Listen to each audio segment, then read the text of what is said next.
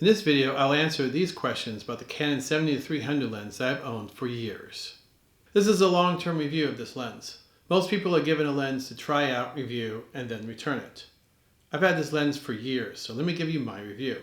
Why did I buy the lens? At the time, there weren't any Sony lenses for the crop sensor A6000 series cameras at 300mm. There were some for full frame, but those are over $1,000. This lens is for a full frame, but it's an older lens, so it was much cheaper. And yes, it is a Canon lens, but I used an adapter with it. 300mm on a crop sensor makes it a 450mm equivalent lens on a full frame. That's a lot of zoom. What do I use this lens for? This is my Moon lens.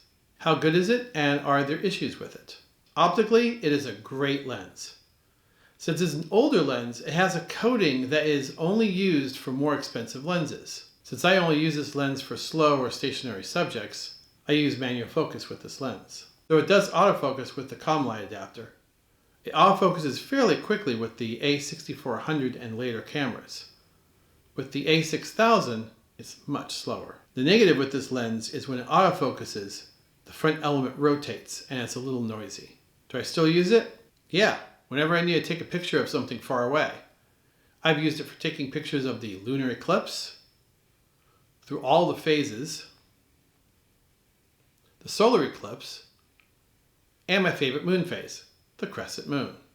Are there other options? These days there are for the A6000 series cameras. The Sony 70-350mm lens. Perfect size for a crop sensor camera. Would I recommend this lens? For how the pictures looked? Yeah, but if you want fast autofocus, I would get the Sony 70-350mm lens.